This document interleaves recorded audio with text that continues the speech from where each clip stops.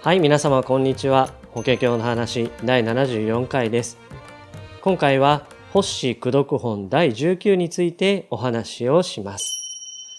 法師功読本第19ですね。この法師というのはイメージとするとお坊さんをイメージされるかと思いますが、これいろいろと解釈があるようでして、いずれにしても仏教の修行を行じている、しかも熱心に行じている人のことを言うようでございます。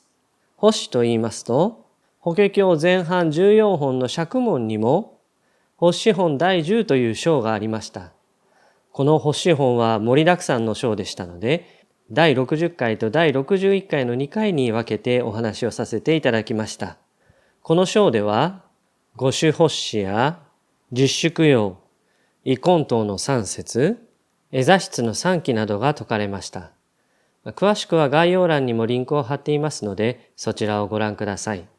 この法師本第10と法師功読本第19は関連している部分がありまして、それがこの五種法師になります。五種法師は法華経を行ずる方法として示されているもので、受持、読、受、下説、書写の5つになりました。この五種の修行を成就することで、たくさんの功読を得ることができますよと説かれるのが、この法師功読本第19になります。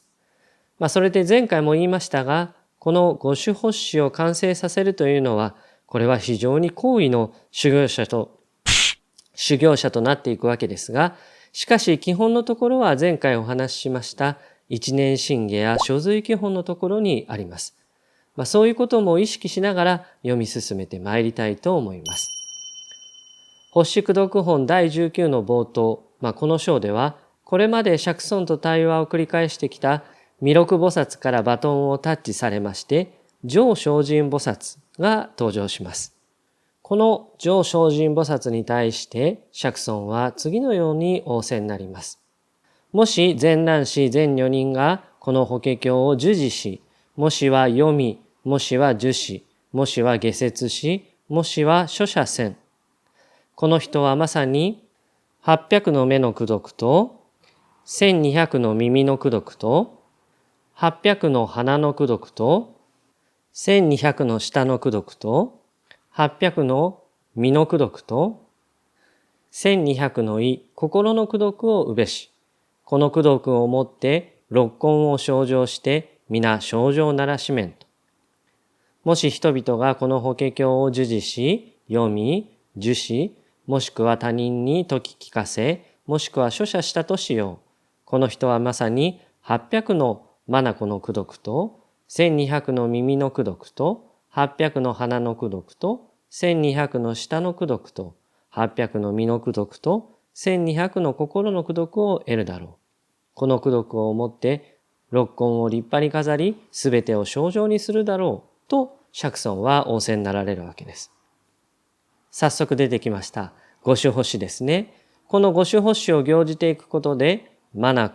耳、鼻、舌、身、心に膨大な功読を得るであろうと釈尊は仰せなんですね。さらにこれによって六根が清浄になると、六根清浄になると仰せなんです。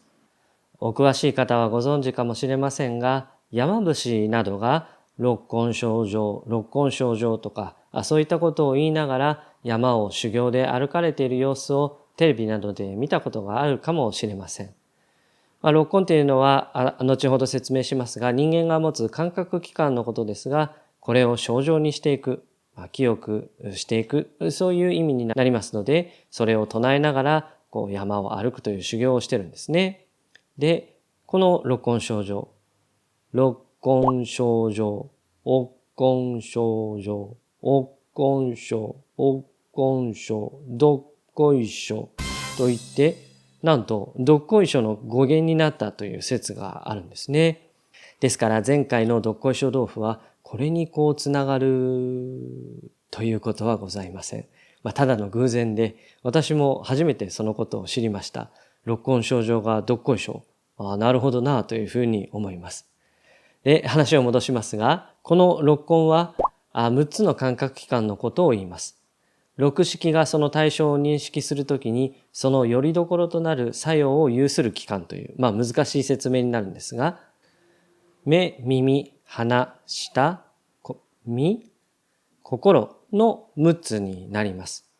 でこれは目であれば見ることができるその器官ですね。その器官とその能力、視覚器官と視覚能力です。でそれが全部6つにも言えまして、耳であれば聴覚器官と聴覚能力、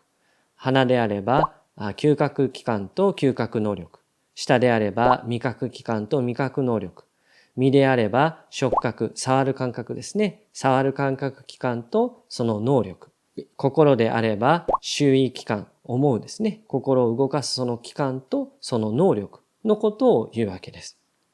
この六根について今回の内容とはそれほど関わらない話になりますが、この六根を拠り所としてそれぞれの認識を表す言葉を六識と言うんですね。この六識は私たち人間生命の表に出てくる認識のことを言いまして、それぞれの6つの器官によって6つの認識を持っているということを表しているわけです。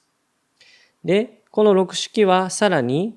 七識や八識、七識や八識と呼ばれる認識からそれぞれ生じると仏教では説かれるんですね。で、この七識や八識がいわゆる現代で無意識と呼ばれるものになります。説によってはさらに九識を説いたりすることもあります。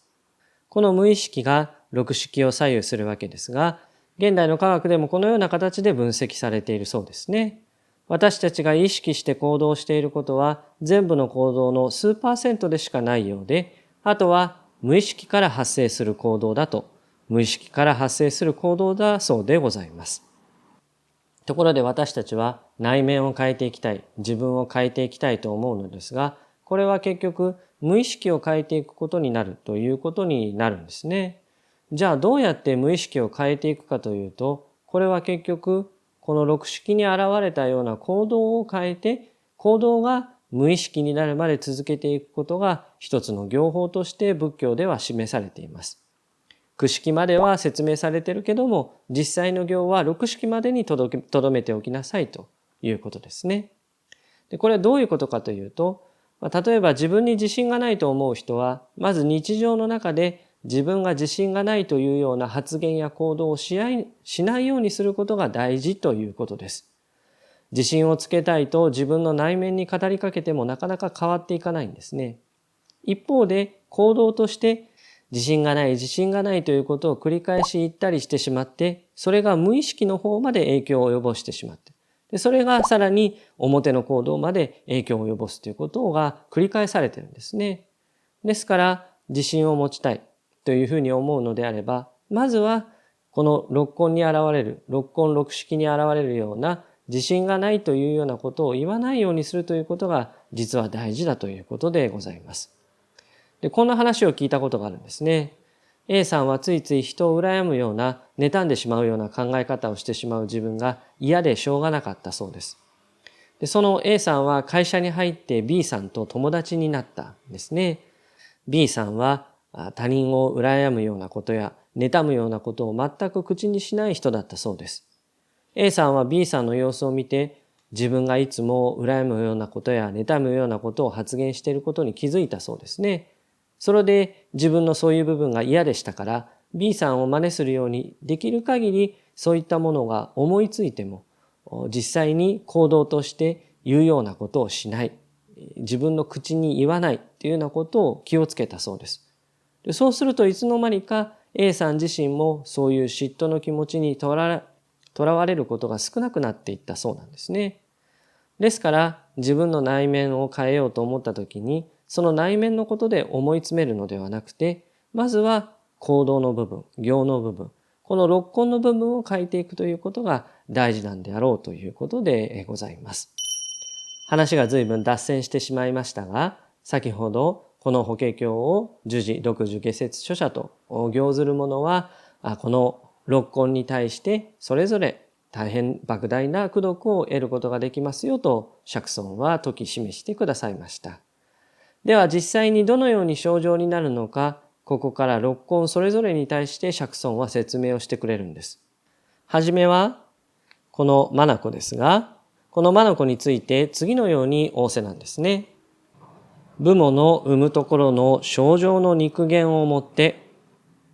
とありまして、さらに下は阿鼻地獄から上は有頂天に至るまで三千大千世界の内外のあらゆる山や林、川や海を見るだろう。またその中のすべての衆生を見、彼らの善悪の行為がどのような果報をもたらすのか、そのすべてを見、すべてを知るだろうと。こう説かれるわけです。両親からいただいたこの清浄なる眼をもって世界を見渡し、そこに住む生命の因果を認識することができるであろうと説かれるんですね。六根清浄とありまして、実際に六根清浄の状態というのはとても高位、位の高い修行者でなければ得られない境地として仏教で説かれるんですが、その状態であるとはいえ、根本は今自分が持っている父母からいただいた肉減を離れることはないんですよと、こう説いてくれるんですね。で、この辺がやはり現実に即した教えを説く法華経ではないかなというふうに思います。では、肉減が清浄になるとはどういうことなのか。これは子どもたちの視線を思い浮かべると分かりやすいのかなと思います。特に未就学のお子様などが描く絵などはいろいろな固定概念がなくて、とてもまっすぐに物事を見ているなと思います。家族の絵などを描かせると、お母さんがものすごく大きくて、お父さんが犬より小さいということがあるそうですが、そのお子さんにはそう見えているんでしょうね。で、これが清浄ですかと思われるかもしれませんが、少なくともこうでなければならない、このように見なければならないということに引っ張られすぎている大人からすると、とても純粋なものの見方だと思います。また、目の見えない方とお話ししていると、耳の方が研ぎ澄まされているのでしょうか。私たちでは見えないものまで見えている。そういったことがあるなということが実感します。これも肉減が本来持っているはずの清浄な見方であるんだろうと思うんですね。なかなか良い例えが見つかりませんが、とにかくあくまで私たちのこの六根が清浄になっていくということが大事なんですね。私たちの肉体以外のものが手に入るとか、何かどこから物事が自分に降ってくるということではなくて、自分に備わっているものが清浄になっていくっていうことが大事なんです。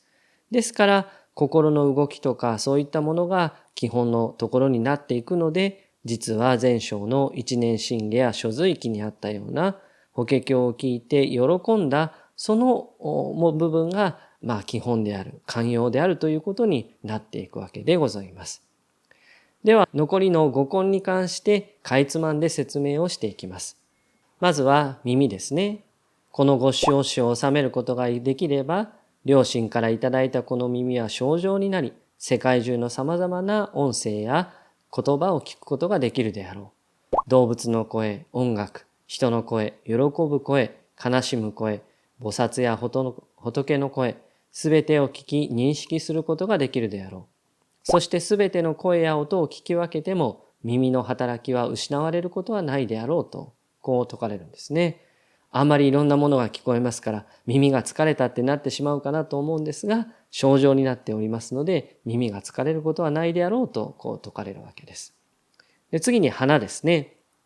世界中の様々な香り、ジャスミンの香りやクチナシの香り、小蓮華の香りや白蓮華の香り、ありとあらゆる良い香り、生き物の香り、草花の香りを嗅いで認識することができるであろうと、こう説かれます。で、この花の部分は、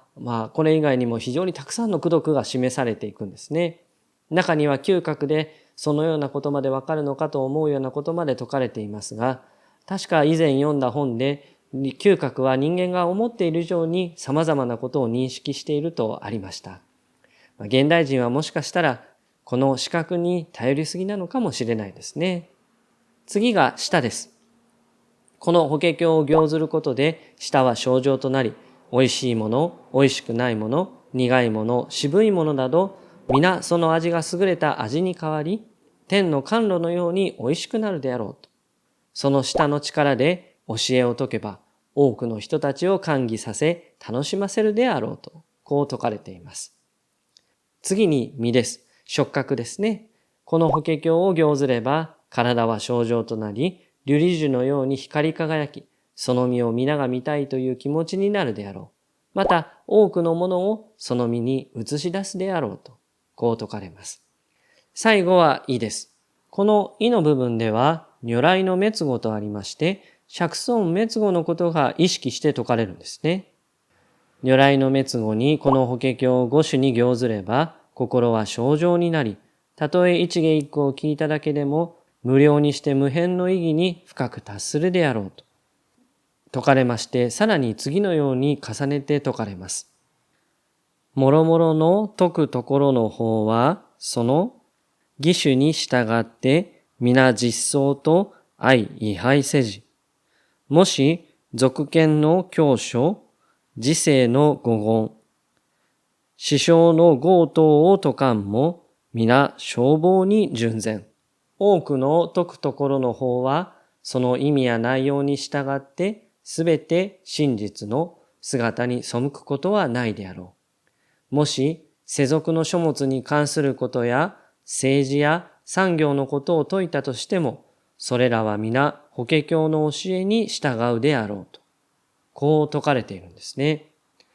私たちの生活や社会、経済、それらを突き詰めていけば、そこには皆法華経があるであろうと説かれているんです。中国の天台大師という方が、一切世間の知性三号は皆実相と相違背せずとおっしゃっています。世間のすべての家業やなりわいは皆実相と違背しないんだというんですね。とても深い教えだなというふうに思います。私たちは社会は社会、経済は経済、生活は生活と思っていたりするわけですが、皆密接に関係しているんですね。そしてそれらを生み出しているのは結局のところ命、生命なんです。その生命のあり方を説くのが法華経ですから、社会、経済、生活を突き詰めて深めていくと法華経にたどり着くことになると。結局社会でも経済でも生活でも人としての生き方やあり方が求められているということではないかなというふうに思っています。現代社会は合理的なものをすごく求めまして、人間をある種の歯車の一つ、機械として扱うようなそういった社会のシステムが出来上がってきました。でももう随分前からそれは人間にとって命あるものにとってとても無理のあることだっていうことが分かってるわけですね。ところがその無理をずっと繰り返しているっていうことがあります。こうやって社会でも経済でも生活でも突き詰めていくと、そこには真実の教えしかないんだよっていうことを説いてくださると、その今の現代社会の矛盾とかそういったことももっと明らかになってくるのではないかなというふうに思います。このように六根それぞれのさまざまな功徳が示されまして、法師功徳本は終わります。いろいろなことが説かれている章でございました。ただ最後にありましたように、私たちの実生活の中に生きる教えばかりだと思いますので、皆様それぞれでもまた捉え直していただければというふうに思います。次回は上布教菩薩本第20です。ここまでは修行者の位や功徳について説かれてきたわけですが、では実際にどのような姿勢で法華経を行じていかなければいけないのか、どのような心がけで法華経を行じていかなければいけないのか、そのお手本として登場するのが上布教菩薩になります。上布教菩薩の振る舞いは我々には決して真似できるようなものではありませんが、その精神性は多くの人々に影響を与えてきました。とても考えさせられる内容の章になりますので、また一緒に皆様と深めていきたいなというふうに思います。では本日はこれまでです。ご清聴誠にありがとうございました。それではまた。さようなら。